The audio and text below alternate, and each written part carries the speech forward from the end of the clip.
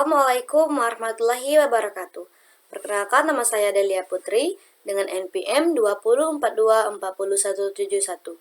Di sini, saya akan menjelaskan tentang perbedaan dan perubahan kurikulum 1947, kurikulum merdeka, dan kurikulum nasional. Oke, sebelum lanjut, kita akan mengetahui dulu nih, apa itu pengertian kurikulum.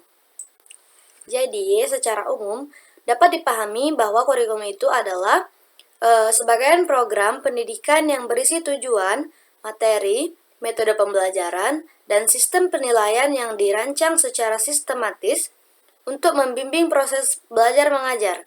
Kurikulum itu menjadi acuan bagi guru dan peserta didik dan lembaga pendidikan dalam merencanakan dan melaksanakan serta mengevaluasi pembelajaran. Oke, kita akan lanjut pada kurikulum 1947.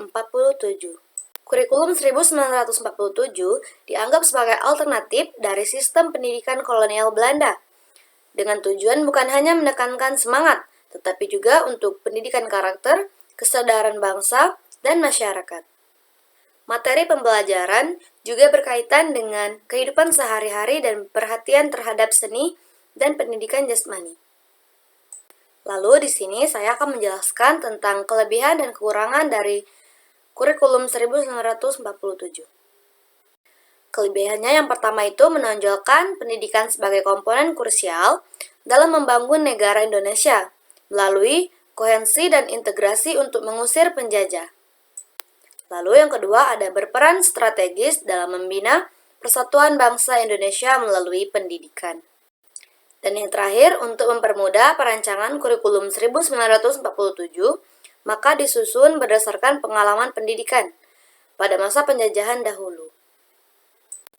Lalu ada juga kekurangan dalam kurikulum 1949.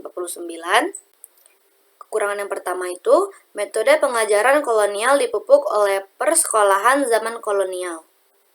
Lalu yang kedua itu lebih mendominasi pada ranah emotif, namun belum mempunyai orientasi pada ranah kognitif dan psikomotorik. Dan yang terakhir itu belum dilaksanakan di sekolah-sekolah sehingga sampai ditetapkan secara resmi pada 1950 sebelum memberikan pengaruh terhadap penyelenggaraan pendidikan dan pembangunan bangsa.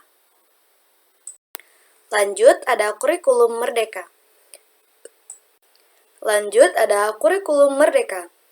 Kurikulum merdeka adalah upaya pemerintah untuk memberikan kebebasan pada sekolah dalam merancang kurikulum mereka sendiri. Ini dilakukan agar kurikulum bisa lebih relevan dan sesuai kebutuhan peserta didik di tengah perubahan global yang cepat. Kurikulum ini fokus pada pengembangan kompetensi dasar dan keterampilan pada abad ke-21, kreativitas, pemecahan masalah, berpikir kritis, dan kolaborasi. Kurikulum merdeka juga bertujuan untuk mengembangkan profil anak atau siswa agar memiliki jiwa dan nilai sesuai dengan Pancasila. Ada juga nih kelebihan dan kekurangan dari kurikulum merdeka. Kelebihan yang pertama itu membuat sistem pendidikan lebih mudah beradaptasi, berarti menghilangkan batasan-batasan agar lebih mudah untuk berubah. Lalu yang terakhir ada kurikulum nasional.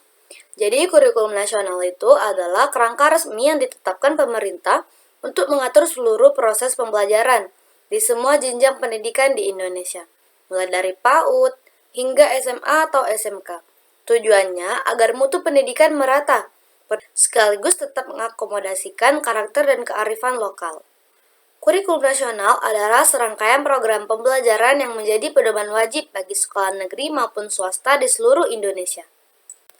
Isinya mencangkup semua mata pelajaran, tujuan pembelajaran, kompetensi kelulusan, serta arahan metode atau penilaian yang harus diikuti satuan pendidikan. Ada juga kelebihan dan kekurangan dari kurikulum nasional ini, yaitu kelebihannya yang pertama, lebih relevan dengan kebutuhan era abad ke-21. Yang kedua, fokus pada pemahaman mendalam atau deep learning. Yang ketiga, penguatan karakter dan nilai Pancasila. Dan yang terakhir, lebih fleksibel dan berpihak pada guru. Lalu ada juga nih kekurangan dari kurikulum nasional. Yang pertama itu, kesiapan guru di sekolah belum merata. Yang kedua, kurangnya infrastruktur dan sarana yang mendukung. Yang ketiga, ada perubahan terlalu sering dan beririsan. Yang keempat, resiko terjadinya dokumen versus realitis. Dan yang terakhir, penilaian yang belum sepenuhnya terintegrasi. Baik, itu saja video penjelasan dari saya. Semoga bermanfaat bagi kita semua. Jika saya ada salah kata, saya mohon maaf. Kepada Allah saya mohon ampun. Dan saya akhiri, wassalamualaikum warahmatullahi wabarakatuh.